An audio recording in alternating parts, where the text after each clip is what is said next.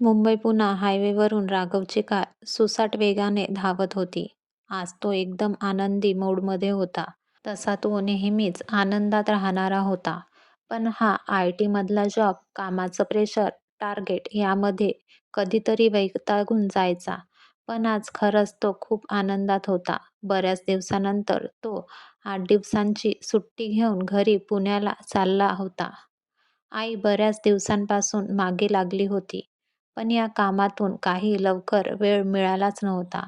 आज फायनली त्याला सुट्टी मिळाली होती आणि तो घरी निघाला होता. त्यात पावसाळी दिवस. नुकताच मोठा पाऊस पडून गेला होता. रिमझिम चालूच होती.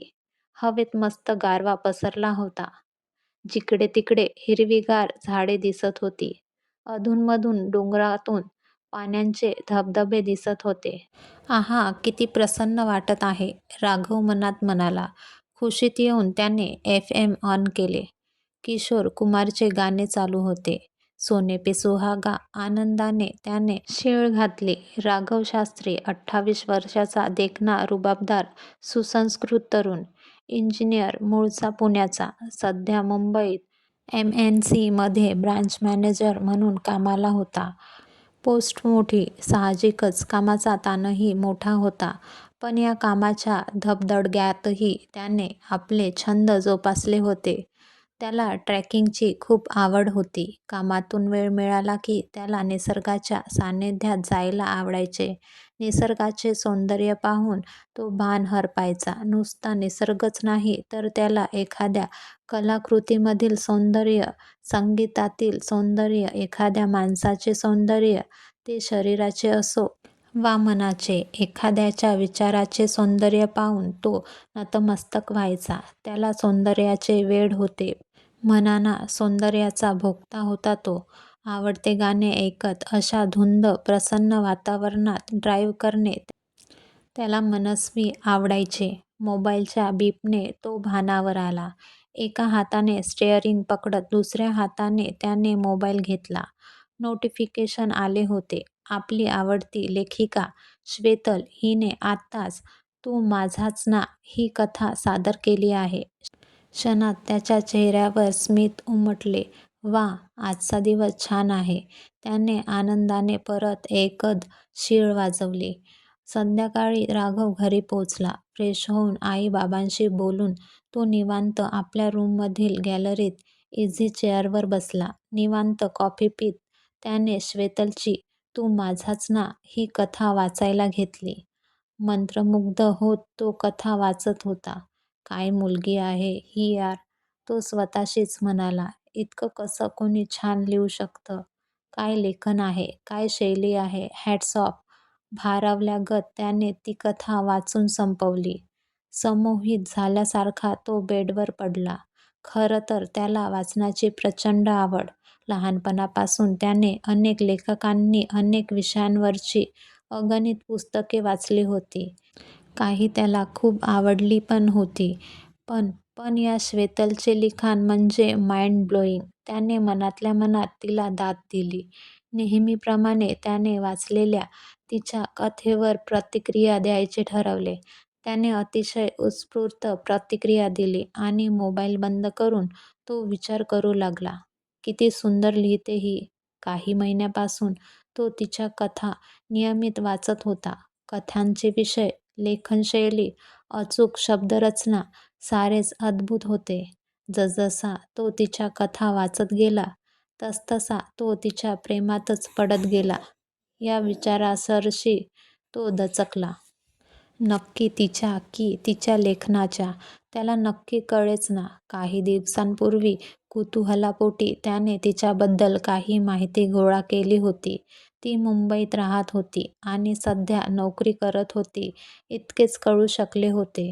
तिच्या प्रोफाईलवर तिचा फोटोही नव्हता. त्याऐवजी तिने तिथे एक सुंदर गुलाबाचे फूल ठेवले होते. इतक्या कमी वयात इतके सुंदर लेखन, इतकी समज म्हणजे मानलेच पाहिजे. तिच्या प्रत्येक कथांतून त्याला सौंदर्याची अनुभूती यायची. इतक्या सुंदर कथा लिहिणारी किती रूपगर्विता असली पाहिजे, तो विचार करू लागला. मनातल्या मनात त्याने तिची एक मूर्ती निर्माण केली.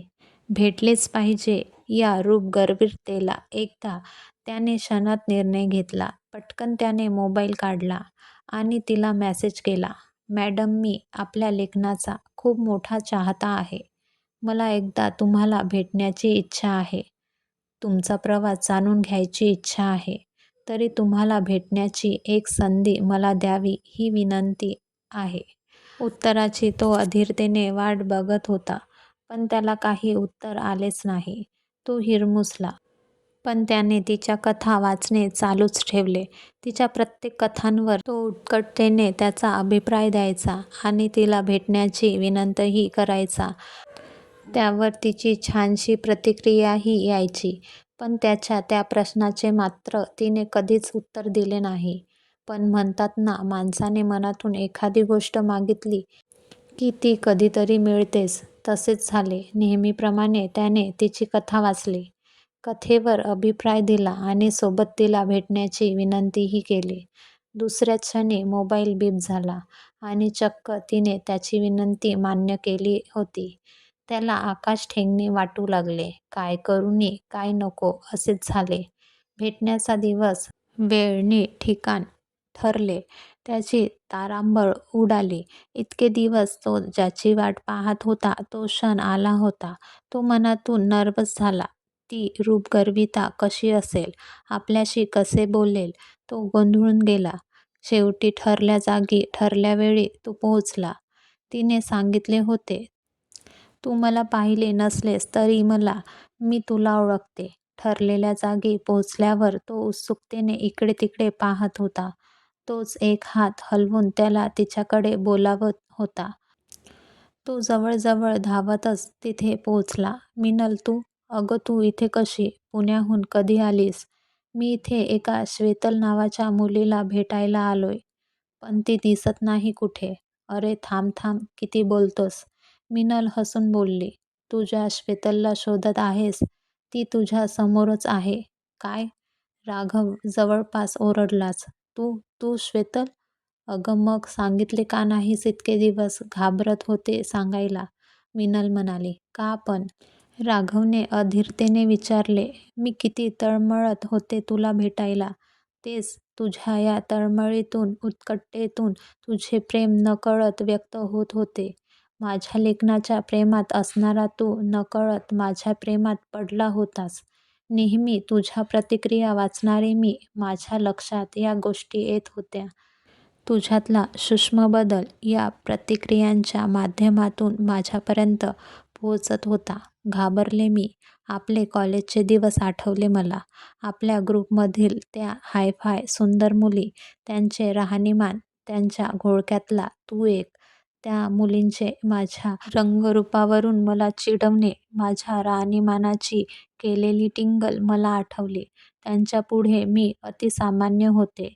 कॉलेजमध्ये तू मला आवडायचास, पण कधीच हे सांगण्याची हिंमत मात्र झाली नाही. न जाणो तूही कधी त्या मुलींसारखं माझ्या रंगरूपावरून, राहणीमानावरून हिणवलं असतंस तर मी सहन करू शकले नसते. पण आता जेव्हा तुझे प्रेम माझ्या लक्षात आले तेव्हा मी घाबरले. तू माझ्या लिखाणावरून माझ्याबद्दल भलतेच ग्रह करून घेतलेस हे लक्षात आले. तुझ्या येणाऱ्या प्रतिक्रिया वाचता वाचता तू माझ्यात खोलवर गुंतत चालला आहेस हे लक्षात येत होते. तुला थांबवायला हवे होते. म्हणूनच मी आज तुला इथे बोलवले. आणि श्वेतल या टोपण नावाने मी लिहीत असल्या कारणाने तुला हे कळण्याचा प्रश्नच नव्हता." मिनलने एकादमात हे सगळे सांगितले. राघव हे सगळे आश्चर्यचकित होऊन ऐकत होता. "झाले तुझे बोलून, आता माझे ऐक. मान्य आहे मला की तुझे लेखन वाचून तुझ्याबद्दल मी एक पूर्वग्रह केला होता. पण तुला हे कोणी सांगितले की सौंदर्य हे फक्त शरीराचे असते? मनाचे सौंदर्य, विचाराचे सौंदर्य हेही काही असते की नाही? तुझ्या लिखाणाचे सौंदर्य, तुझ्या शब्दरचनेचे सौंदर्य, तुझ्या बुद्धिमत्तेचे सौंदर्य तुझ्या चेहऱ्यावर विलसत आहे. सौंदर्य हे बघणाऱ्याच्या नजरेत असतं. तुझ्यासारखी सौंदर्यवान फक्त तूच आहेस. आणि तुला तर माहीतच आहे की मी सौंदर्याचा किती भोक्ता आहे." मिश्किलपणे हसून त्याने तिच्याकडे पाहिले. मिनलची नजर लाजून खाली झुकली. क्षणात त्याने विचारले, माझे तुझ्यावर खूप खूप प्रेम आहे. लग्न करशील माझ्याशी? थोडेसे हसून थोडेसे लाजून मिनलने हळूच त्याला होकार दिला आणि या सौंदर्यवेड्याला त्याची रूपगर्विता मिळाली होती. ही कथा आवडल्या असल्यास लाईक करा, शेअर करा आणि सबस्क्राईब करा. धन्यवाद.